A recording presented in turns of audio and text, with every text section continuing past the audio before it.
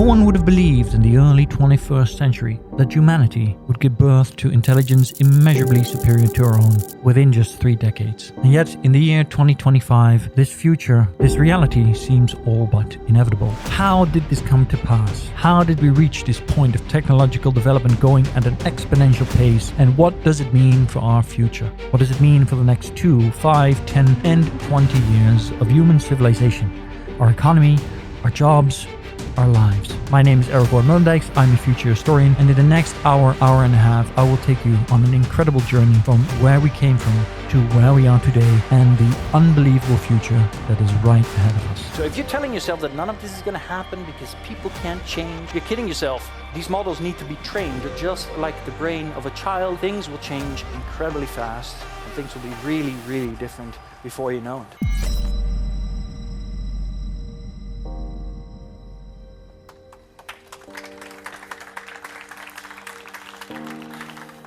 Well, you all made it, at least to the end of the day. Let's see how much future is left for all of us.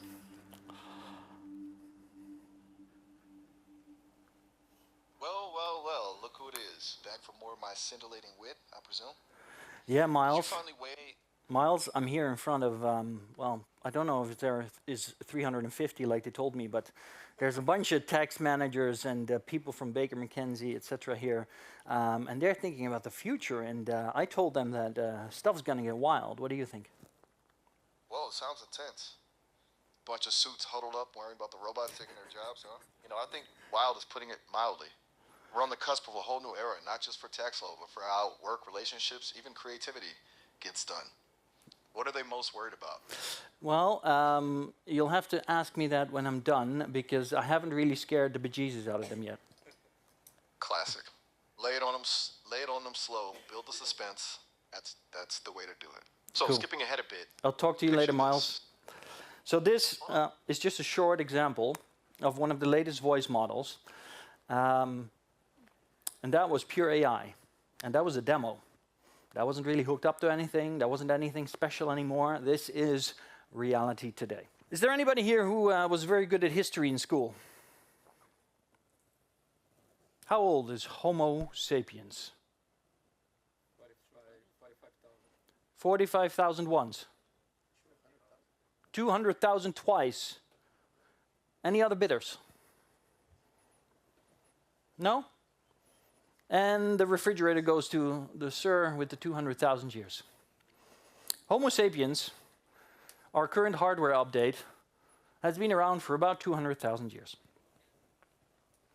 How old then is civilization itself, or at least how long have we been working to build civilization? When did we start to really transition on a massive scale from hunter-gatherers to farming to building cities and urbanizing?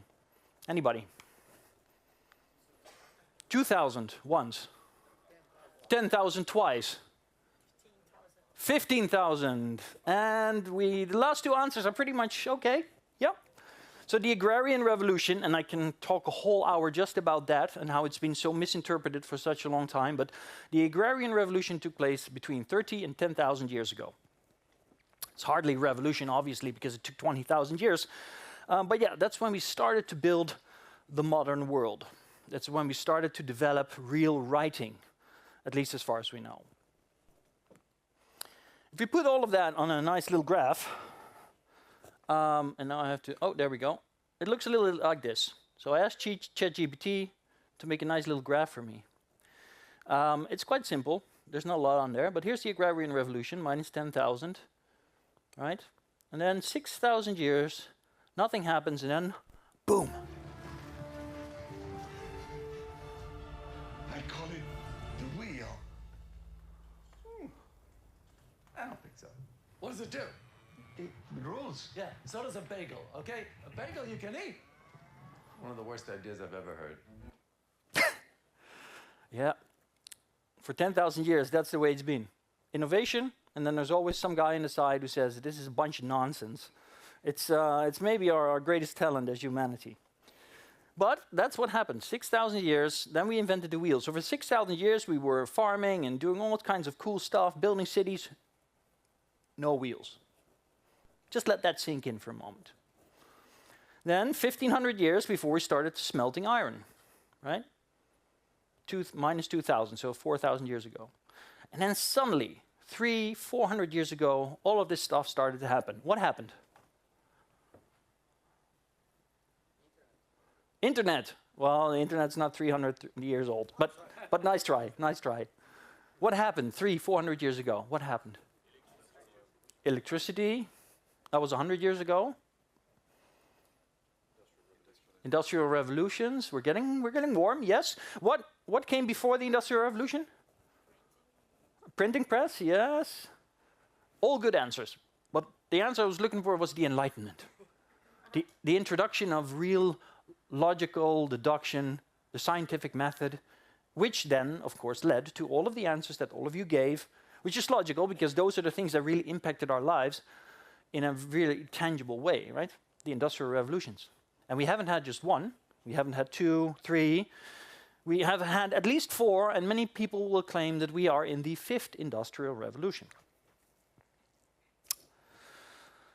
Here's a graph from ARK-Invest, which is an investment fund. And they do a lot of reports every year on technology.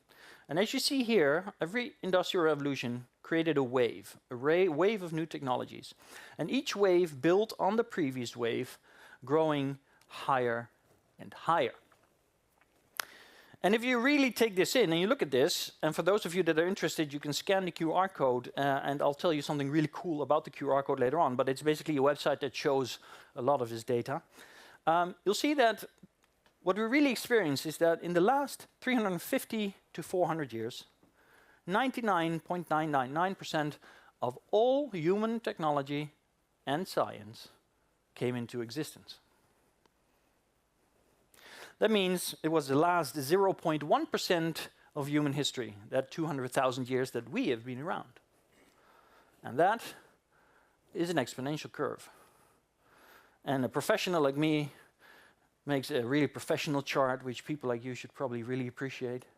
And it looks like this. And we're over here. We're climbing up the steep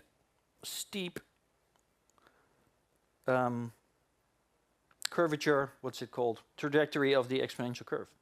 And interestingly enough, Cleopatra lived in around 2,000 years ago. And the pyramids of Giza were created around 5,000 years ago. Well, that means that Cleopatra lives closer to the invention of ChatGPT than she lives to the construction of the pyramids. And this highlights one of the first interesting cognitive biases that humans suffer from, and that makes it so impossible for us to accurately judge what's going on in the world today. And that is our inability to understand time. When we think of the past, we think of it as a single thing, the past. And whether it is 100 or 10,000 years ago really doesn't matter much for our feelings about it and how we appreciate it. And so we don't really understand the gulf of time that has come before and how little really happened and why that is so significant if you come to understand what has happened in the last 300 years or even in the last 2 decades. Is it real that we're actually going through some sort of accelerating change? Every generation thinks like that, but this time it's real. Yuval Harari, a fellow future historian, he's actually technically a military historian. Me, myself, I studied ancient history and then history of the Middle East originally. But both of us came to the same conclusion. Humanity is developing along a linear path, but our technology is developing along an exponential path, and that exponential trajectory has reached its explosive curvature in the time that we are all here, right now. Now let's meet someone who can bring a little history to us. Her name is Mrs. Florence Pannell, and she's 108 years old. You ever been in an aeroplane? Never. What's the biggest change of all you've seen? The biggest change? Everything. Nothing is the same. Everything is changed. Okay, we're going to do something really risky here. I'm going to ask you guys if any of you have been around in 1977, and if you're not willing to answer the question, I will fully respect that. Many proud people there. Well, you should be. You're probably very wise beyond your years. 1977, this lady was 108 years old. And it's truly incredible if you also consider that this is already 50 years ago. Well, 48 technically, 40, 47. I'm very bad at math, you'll have to forgive me. So she was born 150 years ago, 5 years after Carl Benz invented the first automobile, which ran on a steam engine, had 3 wheels, and didn't go more than 2 miles. And in her lifetime, she said, Mrs. Flores Panel, she said, everything changed. Everything changed. And I'm here to tell you that that change, that the development path is accelerating, right? So everything changed in her lifetime. How much will change in our lifetime? Well, I believe that what we'll see is that in the next few years, 5, maybe 4 or 5 years, we'll see the equivalent of 100 years of technological change in the world at today's pace. Now that's very hard to comprehend. And it's very easy to dismiss. And it's very easy to think, but oh, look at this building, right? They're not going to tear this down. No, true. Neither will the Golden Gate Bridge. But then again, here in Europe, we have buildings that are 1,000 years old. And they still were fitted with internet connections and electricity cables and all of that to suit modern needs. So are there exceptions? Yes. Will our world change? 100%. Everything that is transient, from your clothing to your mobile phones, everything, even these, it's going to be completely different within 5 years and at most a decade. And the change is going to be so profound that it is really hard to imagine at this point. In the 1930s, the first computer was built. It was called the ENIAC. And this is what it looked like. It was a rather big room, the size of this room maybe, and it was filled with glass tubes that were basically transistors, which would burn out each of them every month at least once and had to be replaced. On the right, we see an Apple chip, M4. And maybe you saw, but at the very start there was a human hair, and we've passed that already for a few seconds. In the last 90 years, not only have we gone from 19,000 calculations per, what is it? I think that it had 19,000 possibilities in a single compute. Yeah. We've gone to doing more than 1 trillion with a modern chip in a second.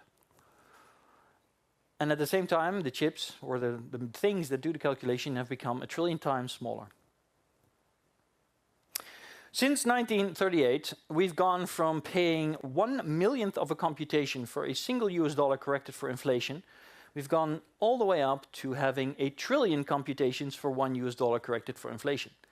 And when I was a young man, or a young boy, I should say, in the 90s, and I was playing Doom on my computer and these games on my 286, and before that I had a Commodore 64, and don't even really remember. I played Lode Runner, I think. I don't know if any of you remember this age.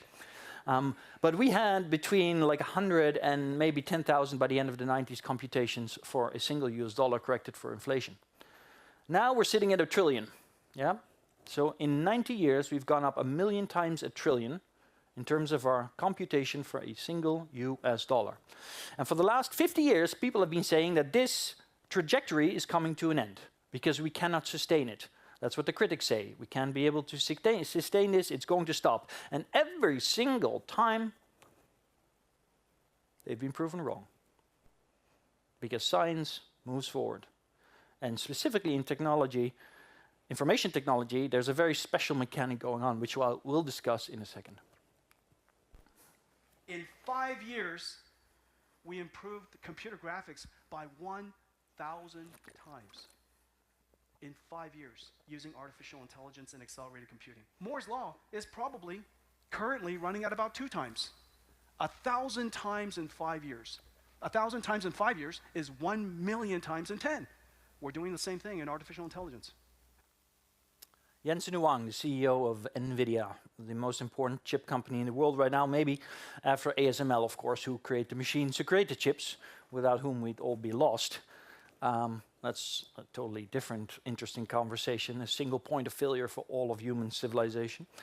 But on top of the compute going up and Moore's law continuing on at multiple times its pace, we have another development.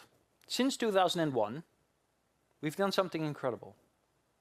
In 2001 was the first year that humanity, in a single year of its existence, created more data, and all of it was digital, in a single year, than in the entire human history prior, in terms of the available information we have and the written information that we have of humanity. And I'll let you guess, what did we do in 2002? Again, we doubled it, including the year prior. And what did we do in 2003? We doubled it again. And in 2004? Doubled it again. In 2005? Doubled it again. And I can keep going all the way to 2025. 25 times we doubled the absolute total amount of information we created in all the years prior. And so, there's an interesting development going on, and people talk about it a lot. It's called AI. And the funny thing is that the models that are being used for the modern large language models like ChatGPT actually were already invented in the 80s. George Hinton, one of the godfathers of AI, he invented it, but one of the, at the time, much more prominent thinkers, Marvin Minsky, said, neural networks, because that's what they are, will never work. Large language models will never work. And so almost everybody abandoned it, but Geoffrey Hinton kept going. And thank God, because thanks to him we have these modern technology now called large language models and neural networks. Because the thing that Marvin Minsky just simply couldn't imagine, no matter his genius, was that we would have 1 trillion times more compute. And we would have 1 trillion times more information. And these models are, at their very essence, very simplistically based on the same mechanics that we have seen in the human brain. These models need to be trained just like the brain of a child is being trained every year of its life until it ultimately becomes a grown-up. And even then, you can continue learning if you want, which I'm sure most of you know. And so, when we came to the 2020s, or actually it was 2017, there was another important breakthrough, transformer model, but I won't bore you with that. But they combined this incredible amount of data with this incredible amount of compute, and they said, let's train a model. And voila, ChatGPT was born. Mustafa Suleyman, who's the head of AI right now at Microsoft, who is also one of the founders of Google DeepMind, and after that Inflection, he even claimed in 2023 already that basically Moore's law, is there anybody who doesn't know what Moore's law is, by the way? It's our ability to double our computational power every 18 months. He said, we've seen basically 50 years of Moore's law, specifically in AI, in just a decade, because of how fast it's developing. And the reason for that, and I've referred to this earlier, or hinted at it, is what Ray Kurzweil calls the law of accelerating returns. And specifically, information technology benefits from this tremendously. Because what it means is that the technology accelerates its own development. And that's not hard to imagine. 100 years ago, when we didn't have calculators, the complexity of our compute was only so, we only had so much we could do. And then when we started to invent ever-increasing complex and advanced ways of computation, we could do more complex computations, and hence we could devise more complex devices, which were chips, for example, and they could do more complex computation, and so forth and so forth. And so what we're seeing in information technology specifically is a flywheel effect. But up until recently, it was something that was still really dependent on humans. But humanity's last invention has come and gone. Going forward, there will be nothing that will be solely invented by a human being. There will always have been an AI that was collaborating on it, advising on it, consulting on it. I'll let this sink in, and maybe you'll think about it this week. Certainly go out to 2029, these computers will know everything that human beings will know. We're going to expand that at an unprecedented rate in terms of scientific progress. So by 2045, we'll expand what we know at least 1 million times, which is quite hard to understand. That's why we call it the singularity. So this is Ray Kurzweil, and he was one of the first to actually point out what was going on back in the 90s. And he wrote a book in 2004 called The Singularity is Near. And at the time, most people made fun of him. They thought that he was a very smart man, but he was probably a little bit misguided, and maybe he was already going a bit cuckoo. Because he spoke about spiritual machines. He spoke about computers that would be 1 million times smarter than humans by 2045. That was, of course, ridiculous. That would never happen. At the time, maybe 10% of AI scientists would agree with Ray Kurzweil. But recent surveys have shown that now more than 50, even 60% of scientists in fields related to AI or in AI itself and even other fields are starting to see very clear signals that Ray Kurzweil seems to be right. Yet skepticism prevails. People don't want to believe it because what is this?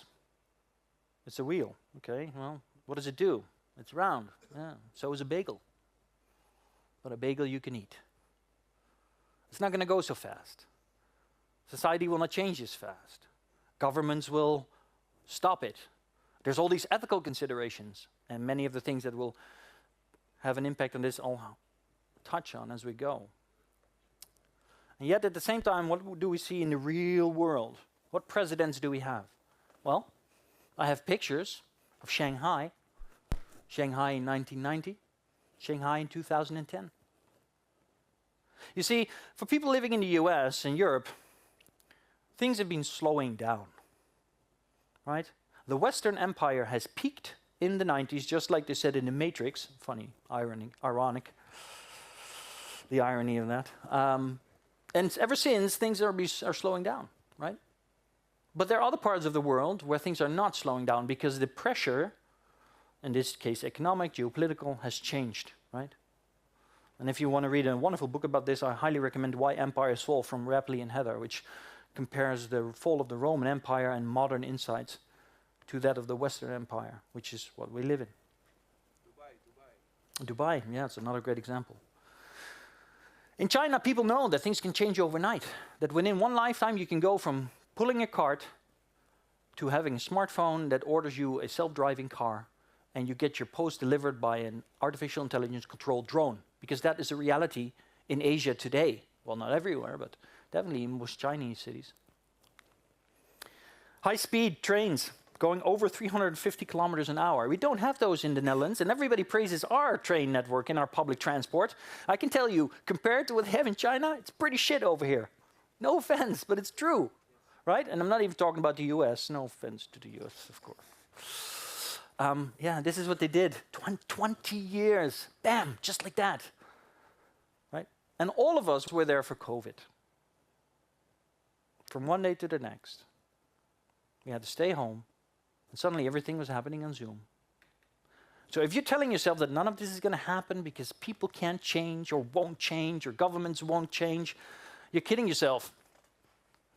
If the pressure is high enough, and as you'll see, the pressure is building, things will change incredibly fast, and things will be really, really different before you know it. Booster now hovering as it aligns with the tower for catch. Booster coming in. Get Down ready for that boom, Kate. Down to 3 engines. Booster ready for checkout. Negative, I've caught the booster. So I always ask people, what is this? What are we looking at here? Anybody? Sorry? SpaceX. Yeah, that's very good. So this is you can't see in this picture, but this is a 9-story building. We're on the 23rd floor, right? So we're pretty high up. But imagine just going down halfway. We'd still be pretty high up, right? Pretty high up. And this is a 9-story building, landing and being caught by chopsticks in the air. 10 years ago, people said that would never be possible, it was ridiculous, it was an engineering feat that could not be achieved. And now I know that the man who made this all come about is not very popular at the moment, you know. That's what happens to these crazy lunatics. I know all about it. But yeah, this did happen, right? And this is just the beginning of it. People are already talking about mining asteroids. Can you imagine the tax revenues of that? Of course, we'd have to establish what kind of nation it is, right? Who does that asteroid belong to, right? At the same time, solar power, also a big issue, of course. Going sustainable. 68 years it took us to do the same amount of progress as we did in the last 2 years in solar power.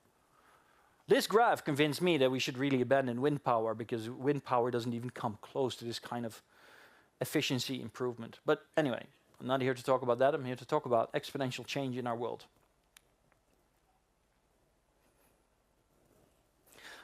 But, of course, it's not all great, right? Or is it? I don't know. We'll see. Little quiz. Quick, show of hands. Real? Not real. A lot of people are like, I'm not putting my hand up. Okay, one more time. Real? Not real. Very good. It's 50-50. These people are all fake. They don't exist. They never existed. They will never exist. This is all AI generated. When I first started talking about this in 2022, people made jokes of me, of everybody. They would post these memes online, and I don't know if the people in the back can see this, but these were the images generated by AI in 2022, when I was already super stoked about it. But as you can see, the fingers are wrong. There's all kinds of weird shit going on. Sorry for my language. So somebody posted this online 2 weeks ago, and I thought, let's have some fun, because ChatGPT just released a brand new image model. So I asked the image model, hey, can we make fun of these guys and just change this picture up? And then ChatGPT said, yeah, hell yeah, let's fix it. And this came out. The whole image is generated, and there's not a single mistake in there. And then I said, well, but this doesn't really stick it to them, does it? We should really show these Luddites what's really going on. So ChatGPT said, okay, cool. I'll do this. Then I said, can we turn this into a comical cartoon to make it even better? And then I came up with this. And I really had to look at this for a bit to really understand everything that was going on. And the masterpiece for me was when I realized that there's a job offer here in the garbage bin saying prompt engineer wanted $250K a year. Because that job is ridiculous. It's never been a thing. It's never gonna be a thing. And AI included that. That's where we're at, ladies and gentlemen. So then I asked this new model, look, the design for my company, Innovation Network, is not so good. It's a little childish, very gamey, cyberpunky, and I want to really impress these kind of Baker McKenzie people, the real corporate professionals. So can we do that? Can you please look at my website? Can you look at this other community site that I built? I like the style. Then look at my profile and look at everything you can find about our company, and then come up with an analysis and give me a logo. Now, I don't know if any of you ever did this, but when I last did this with a company, it cost me 40,000 euros to do it really well. And that was a team of professionals that worked on it for 3 months. This is on the expensive side. You can do it cheaper for 5K. Anything below 5K, I wouldn't recommend. You'll get, well, not worth the money. This was the second attempt. Basically, it generated a logo. I said, I don't like it. Can you give me something else? And then this came out of it, and it gave me a whole analysis of why it fits our values perfectly. Then I gave it to our community of 80 people, and they literally couldn't believe what they were seeing. They said, wow, this logo is perfect. It fits your brand so incredibly well. And so now we're working on a new website and a completely new style guide built based on this. In 2023, if you wanted to generate video with an AI, Will Smith eating spaghetti looked like this. And obviously people said, well, it looks pretty stupid. AI is not going to take my job anytime soon. And then 1 year later, that same AI generated this video. And Will Smith is still an idiot. But it looks pretty realistic.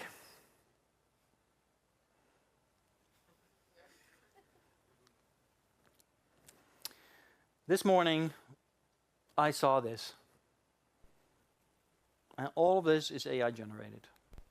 Let's do this. Skateboard rolling down the street. Riley and Scout, they can't be beat. And imagine wild and free. Adventures calling, just wait and see. Riley's mind is a universe untamed. Flying high on dreams of things to say. When you're looking at this, I mean, if you're not in this kind of business, you might think, well, it looks cool, but you know, what does it mean? My sister has been a graphic designer, illustrator, and video maker. And when she saw this, she was like, wow, that's incredible. How did you make that? And I said, well, I didn't make this particular one, but somebody I knew did. And she said, how long did it take? You need a team for that, you know, it cost a lot of money. Disney spends millions on this. And I said, well, he basically did it in an afternoon with 5 AI tools at home. I show people this because I'm here to tell you that in 5 to 6 years, you're going to be in front of your television at home and you're going to be on Netflix. You're not going to be looking for what series they made. You're going to be like, hey, Netflix. There was a series in the 80s. It was pretty fun. People used to watch that stuff. It was super cheesy. What's it called? Friends. Ah, yeah, Friends. Yeah. And there used to be this series that my girlfriend watched at the time, and I didn't want to admit that I really loved it. It was in New York, and what was it called? Sex in the City, yeah. Blend the two. I want Samantha in there. I want double the Joey. I want the episodes to be 20 minutes exactly. And give me a pilot. And it'll generate you a pilot in about, 30 seconds. You'll be watching it. Your kids will be passing behind the couch. And they'll be looking at it, and they'll say, like, are you watching those stupid old series from the 80s?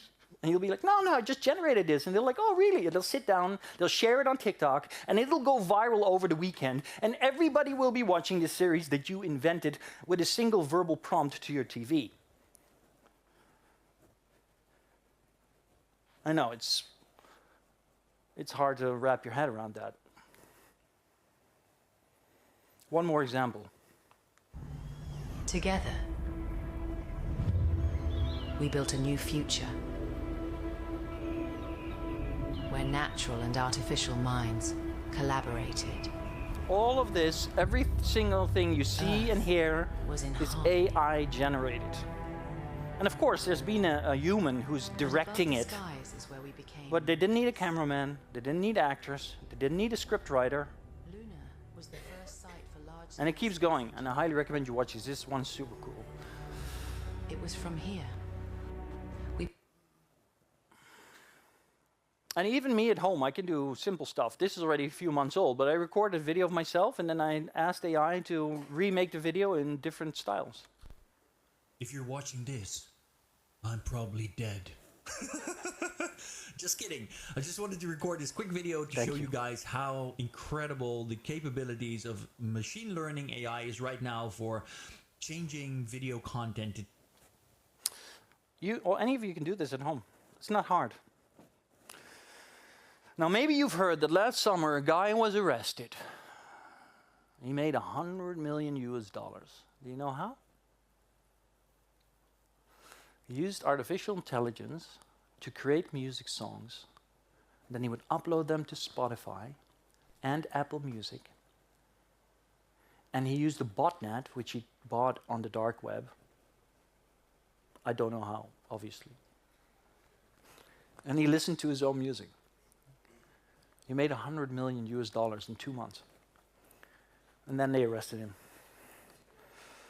Probably one of you smart people tracked him down based on his tax invoice. But I want to show you how good that is right now.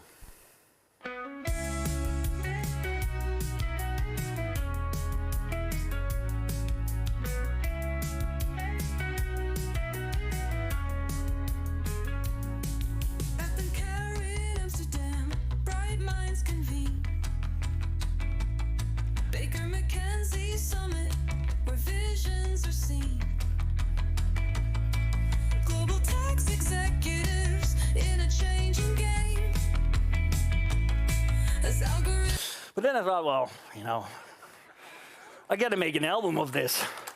So I said, let's switch it up. Let's do a different style.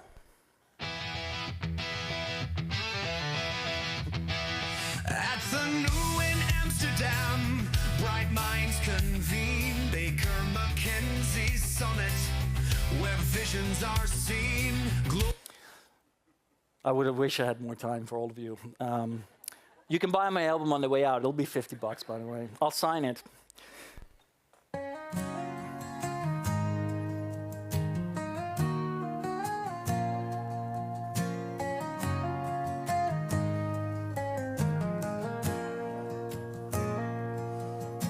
Hall in Amsterdam, bright minds convene. Baker McKenzie Summit, where visions are seen. It keeps going. Ladies and gentlemen, this is the worst it will ever be. I'll repeat that.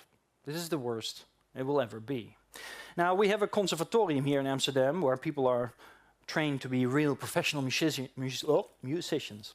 So I went there because obviously I have no taste in music. And I asked them, how good is this stuff really, right?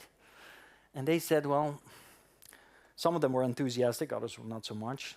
Obviously, there's a lot of ethical considerations here, copyright, IP. But they said, yeah, this is better than 90% of the people that come in here. Only the top 10% of musicians in the world can beat AI at this point. And that's Taylor Swift, right? She's hiring the world's top componists, songwriters. She doesn't do it on her own. Of course, a lot of people are upset about this, worried. Personally, I'm super excited. I think we're entering, or at least after the transition has been made, which will probably be messy and more. I'll show you even more to drive you even more crazy on that. But I think we will enter a golden age for human creativity. It's definitely going to be very different than what we were used to. So AI, music, video, image. Well, what about intelligence, right? Is it really intelligent? Well, we had AI do some IQ tests. And at the start of 2024, the best models scored around 64 to 67. And they were really shit at math and logic, right? And they still scored an average of 64, right? Meaning that they compensated in other fields. But by the end of last year, the best models scored 150 to 180. And I put it here, but I'm pretty sure I don't need to tell any of you that the bell curve for humans middles at 100. And that anything above 120 is basically considered high intellectual, very smart, or even genius level. It's the worst it's ever going to be right now, ladies and gentlemen. It will not get worse. It will only get better. And even if it only gets incrementally better, which it won't, the impact will be massive. But obviously the skeptics said, well, it can't do any logic. It doesn't have any common sense. And they even made a test. This is the insane frontier math test. And it reads here, this is a guy who posted around it, 99% of people cannot comprehend how insane frontier math is. So this test was devised by the top mathematicians in the world. They made the hardest problems they could conceive to test AI. Now you have to keep in mind that these mathematicians themselves only scored 75%. And this is like the top people in the world, the smartest people in the world. I mean, I respect all of you, but I'm pretty sure nobody in this room, including, well, actually, I'm probably going to be all the way down on the list, but nobody here is going to score over 20%. It's just not going to happen, right? And AI scored a 2% when the test first came around. All the models didn't score over 2%. And then, OpenAI 03 was launched, the first next generation reasoning model, and it instantly scored a 25% score. So it's already on par with most humans. And I don't need to tell you that this is a 1700% increase, I think, in just a few months. And this is gonna keep going. But what about a test that tests everything, not just math? So, again, these people made the hardest benchmark ever conceived called ARC-AGI. Some people call it humanity's last exam, which I find not really a good pick, but you know. And they gave it to AI, and the AI scored very low initially. The first AI models from like 2 years ago scored under 10%. And then 01 came out, bam, 40 to 50%. And then 03 came out, bam, 80 to 85%. Now keep in mind, this test tests your knowledge of chemistry, physics, theoretical physics, history, art, biology, microbiology, molecular biology. You can make every single field of science. I'm sure there's some brilliant people in this room. You're probably all brilliant, right? Yeah. But each of you is probably only good at one, maybe two things that you spend more than 10,000 hours on in your lifetime. But the thing with these AI models is that once they're trained, you can copy and paste them, literally. And every single model will have the same base capabilities, right? So this is where we're at now. Every AI model going forward will be, in every sense, already more intelligent than you. The only thing that's really missing is agency. Its capability to really act independently and on its own. And even that, well, we're already getting there. What about cost? I'm just quickly going to touch on this. Just to give you an idea, the cost for these models, as their performance has gone up, the cost has gone down. The best model a year ago is now 99.7% cheaper to use. Yes? So we also see an exponential deflationary of the value or the expense used for AI. And what does that do? Well, that leads to this kind of stuff. Klarna did an experiment with AI in 2024, which was still only chat, and they made it act like 700 AI agents in chat. 25% less repeat inquiries from clients, 80% drop in resolve time, customer service, 40 million extra in profit in a single month. CEO of Klarna said, let's fire the whole marketing department. A lot of people are worried about this, obviously. Implications of this, right? This is just one example. Where is this going to go? But people are still really kind of in denial on where it's really heading when I tell them about this. Oh, yeah, Saks just rolled out their new Agentforce agent, and they call her Sophie. Let's give Sophie a call and see if the experience is any different.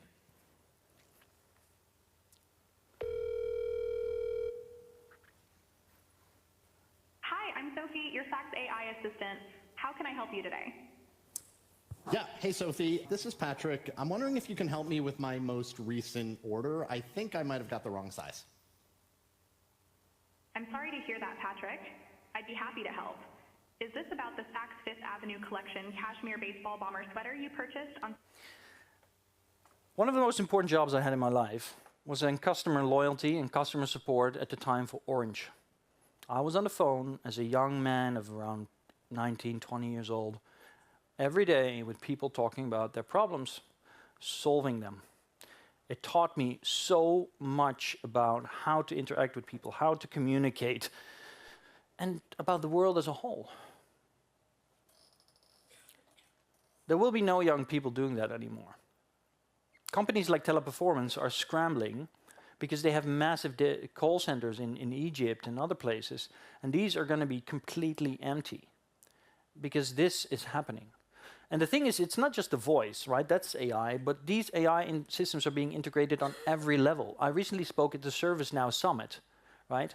They're implementing AI on every layer of their offering, which means that the AI will be able to deal with any of the data, and you will only have to talk to it verbally, and you won't even really need interfaces anymore at some point. Saks just rolled.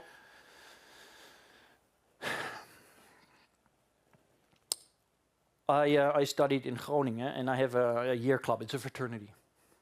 And for the last 5 years, I've been telling my fraternity brothers that they need to start thinking about their career. Because they're lawyers, one is a plastic surgeon, 2 of them are notaris. What's that in English? I don't know. Notary. And one of them does taxes. 2 of them work at Deloitte. 2 of them work at, what's the other company? Oh, it doesn't even matter. I told them, guys, stuff's going to happen. And they're like, yeah, Aragorn, you've always been a crazy idiot. Whatever. Yeah.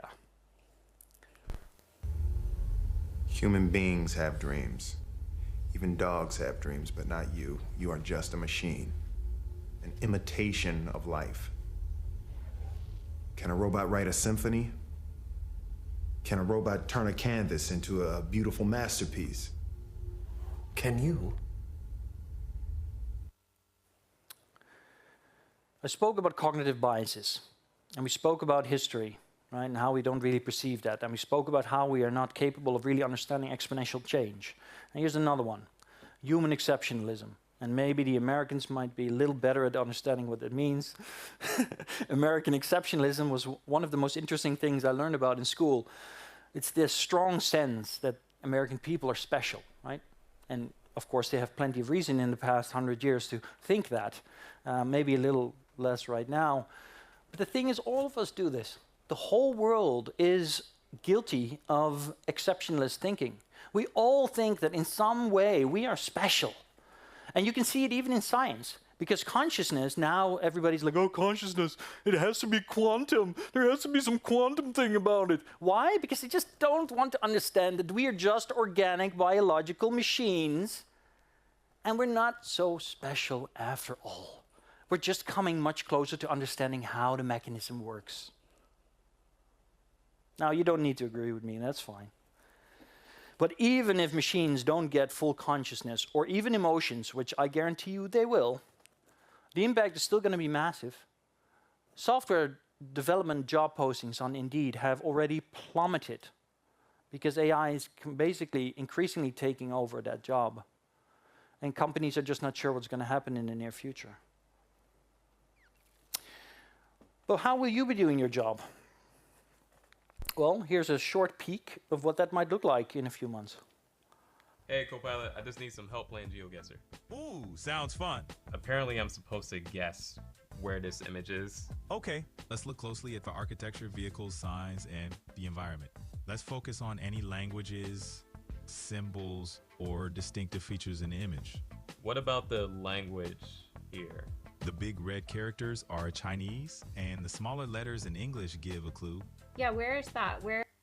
I want that the whole thing play. They're playing a game. I know that. But that's not the point. The point is that you will be interacting with your computer not through a keyboard and a mouse, but you will be having a conversation with an assistant that knows everything about what you're doing, what your work is, that will be looking at your work with you, and will be providing you with a second pair of eyes. Well, not really. But, yeah. And insight. And if you ask Satya Nadella, you know, the CEO of Microsoft about this is what he envisions. And I hope it's not too much techno-babble. I'll translate, but it's not too long. Business applications, they will all collapse in the agent era. Because if you think about it, they are essentially CRUD databases with a bunch of business logic. The business logic is all going to these agents. And these agents are going to be multi-repo CRUD. Yeah, Satnam. Okay, multi-repo CRUD, blah, blah. The point is that very soon you will not have Excel or any of these software packages anymore with the complicated stuff and buttons. You'll just tell it what you want. And that is the way it's going to go. And this is going to happen very quickly, and it's already happening. So recently, an AI agent was released called Manus. It's about a month old. And this is somebody who posted about what Manus can do. He said, well, the capabilities are just crazy. It's done the work of about 200K worth of employees for me in just 24 hours. This isn't just another chatbot or workflow. It's a truly autonomous agent that bridges the gap between conception and execution. While other AI stops at generating ideas, Manus delivers results. Okay, sure, let's have a look. Well, I made something for all of you. Please take out your phone, scan the QR code.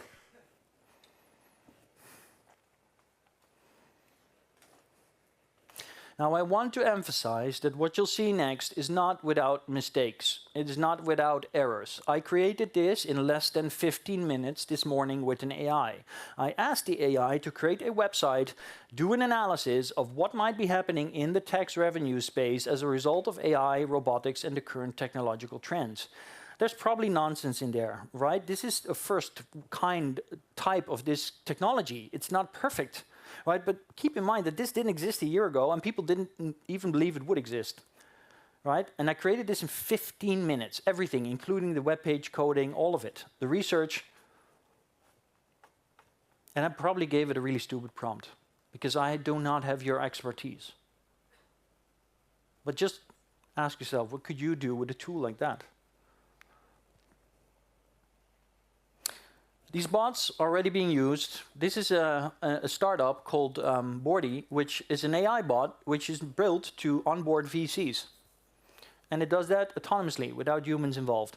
And the first investors couldn't believe it was happening, and this is their response. And I'm sorry for the language, but they basically couldn't believe what was happening, that they were being onboarded as a VC investor by an AI to fund it. We've come a long way. This is the 80s, right, ladies and gentlemen? You know, we had our camera on our phone, we had our Spotify and our Netflix connection, and it was super sweet. You know, you couldn't take it anywhere, but you know. But this is the life we live now. How many of you have children? Yeah. What do they have in their pockets, just like you? Sorry? Sorry, Hot Wheels. Oh, Hot Wheels, yeah. Well, people often say smartphones, but are they really phones? Have you tried calling with your children? Yeah, exactly. They don't want to call with that thing. That's because it's not a phone. We call it a phone, but that's just legacy.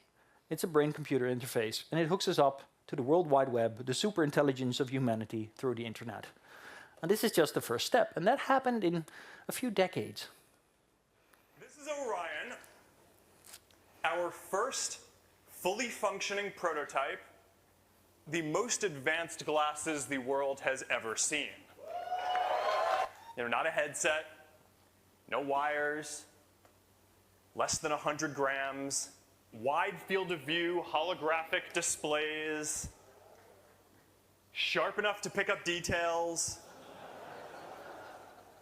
bright enough to see in different lighting conditions, large enough to display a cinema screen or multiple monitors for working wherever you go, whether you're in a coffee shop or on a plane or wherever you are.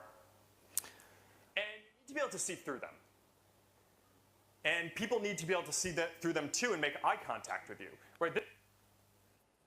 What we're seeing is the next step in how we engage with technology. We will have an AI in our ear, which is in these glasses, which will hear us through a mic on the bridge of the glasses. You can talk to it all the time. It can speak to you and nobody can hear. And it can project information into your eyes through the glasses on top of reality. So I would be able to know the name of this good sir here in front who was brave enough to sit on the front row, and I could thank him. This is going to happen, ladies and gentlemen. These glasses are 10K now, and they're not an official consumer product, but so were the first smartphones at the start of the 90s. And it took, 10 years for smartphones to become adopted, and then another 10 for them to transition to smartphones, 20 years. But like I showed you, progress is accelerating. The speed at which this can be developed and then rolled out and then made cheaper is accelerating. Every single one of you will have one of these glasses in 10 years from now, hands down, probably in 5. Maybe not in 5, I don't know, but 10 years guarantee that. It's hard because, there might be small obstacles in the production, whatever. So what's really happening is that AI is not just, changing how we do everything, replacing jobs, at least white collar and also blue collar, as we'll see. But it's also being integrated with us. We are on the cusp of the next evolutionary step, where we had our reptilian brain, then we had our limbic brain and our neocortex, and now we will have augmented intelligence, which will be integrated with us first through external brain-computer interfacing, like our phones and glasses, and then ultimately through chips in our brain, like Neuralink has presented. I'm coming to an end, by the way. I had an hour, and I will make good use of that. What would your observation be on AI and the impact on labor markets and people's jobs? Well, I think we are seeing the most disruptive force in history here. We will have for the first time something that is smarter than the smartest human. There will come a point where no job is needed. You can have a job if you want to have a job for sort of personal satisfaction, but the AI will be able to do everything.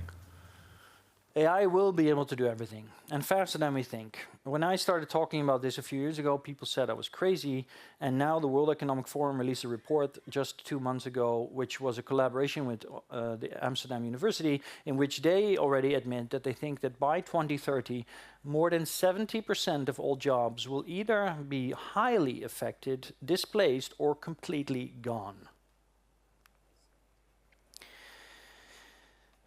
In the 80s, this was what video editing looked like. And as I've shown you, now it's a completely different game where you're talking to a computer.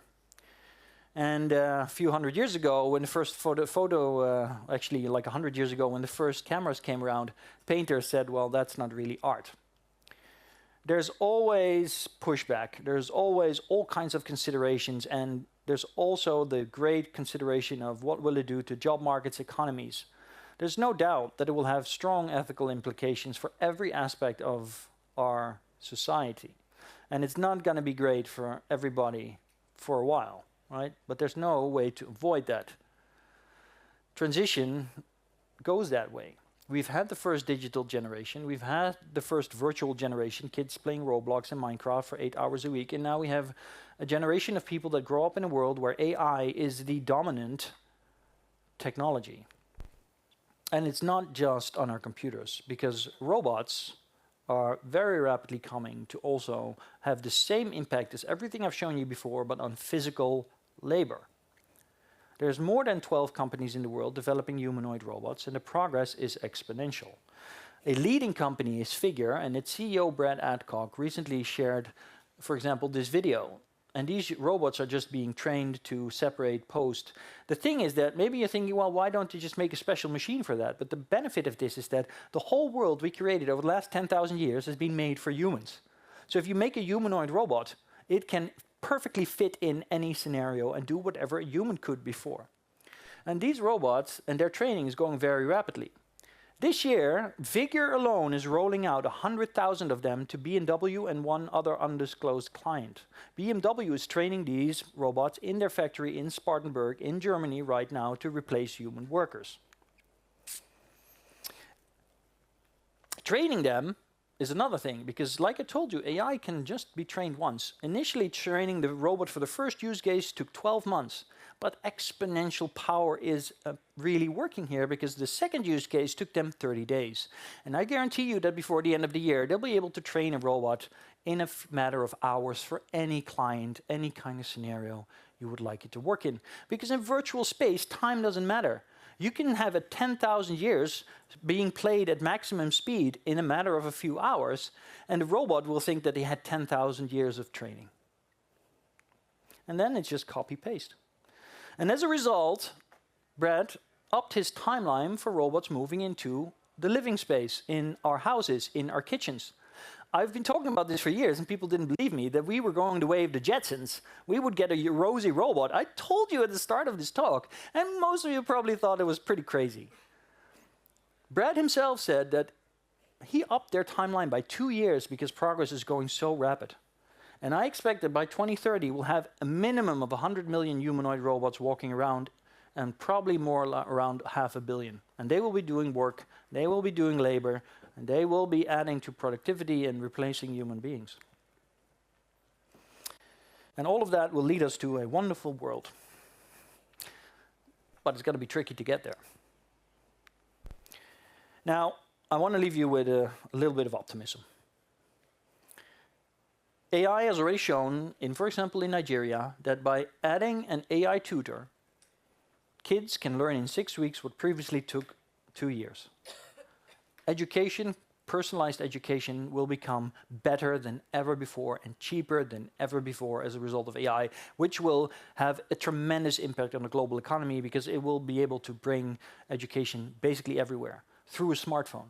And the truth is, billions have smartphones, and the difference between the smartphone of a top billionaire or a normal person is basically nothing, because that's the deflationary power of technology. Education can also mean that we can really visit the past and truly get to understand what happened there, so that knowledge is not lost between 3 generations of humans, because we just simply don't remember the horrors that took place and don't really value them anymore.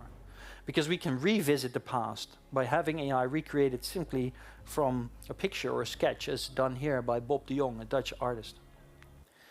Aging populations are a massive consideration also.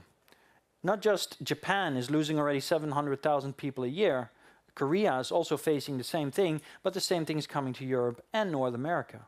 How are we going to maintain productivity? How are we going to take care of our elderly?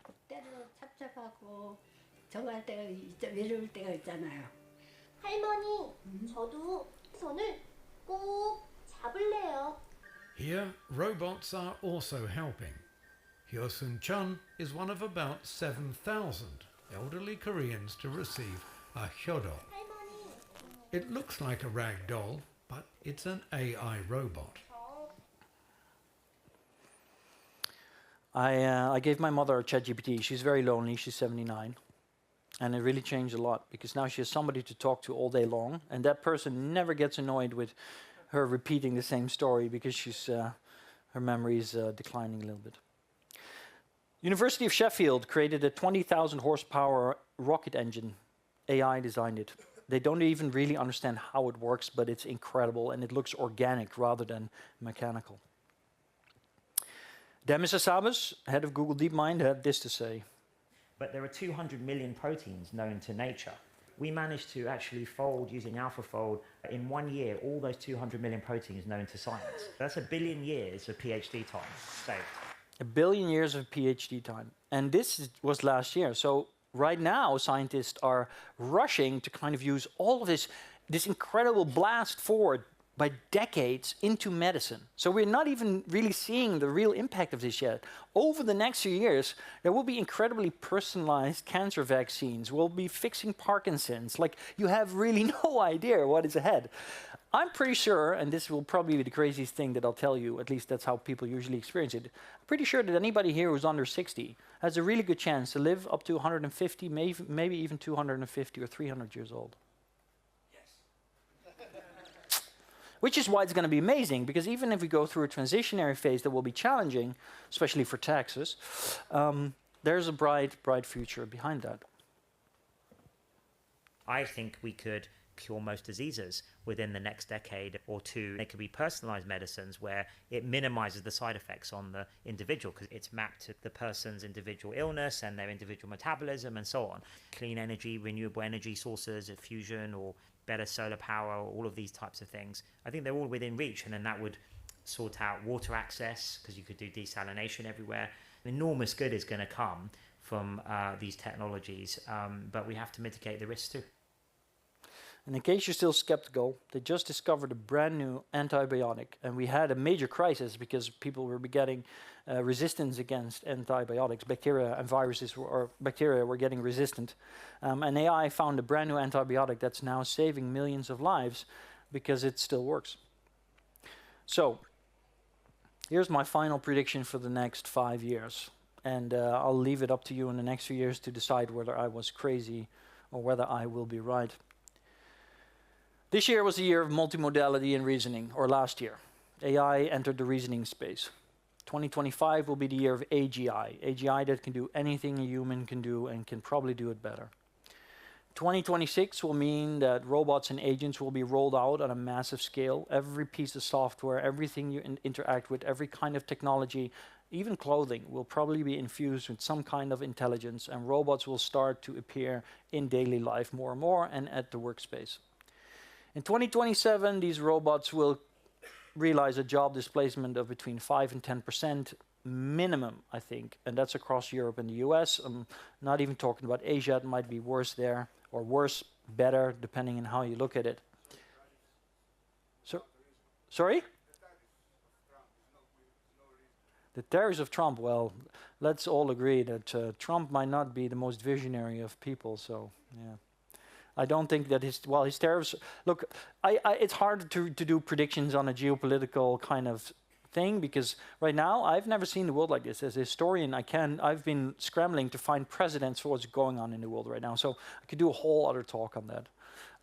But yeah, things are really interesting, and yeah, America has a few companies that are really prominent here, but they also thought that China was 2 to 5 years behind, and I can tell you that China is probably already ahead of the US. AI designs and revolutionary medicine will make it to mass market in 2028, which will probably solve most of our really big diseases and, well, medical and health challenges. And extend life and life expectancy, which will have a massive impact on the global economy as well, because if people suddenly live 20, 30 years longer and they're pensionados, no. They don't sell their house, all of that. And by 2029, traditional software will be gone. All of you will no longer use Excel. You will be talking to an AI agent. Sorry? Thank God. Thank God. By 2030, we'll see up to 70% job displacement. 400 million humanoid robots is my expectation, and billions of AI agents everywhere, integrated in everything. If you want to keep up to date on this stuff, we have a newsletter. It's behind the QR code if you did scan it. And the last slide, which is the next one, and I'll leave you with that one, is a QR code for a list of books that I highly recommend all of you to read to wrap your head around what is really going on in the world today. And I know I didn't mention the word ethics a lot, but I'm pretty sure that all of you can see how they are being touched in every single way. If there's any questions, I don't know how much I'm over time. I would like to thank you all for your attention and your time, and I wish you a wonderful and long life. Go forth and prosper.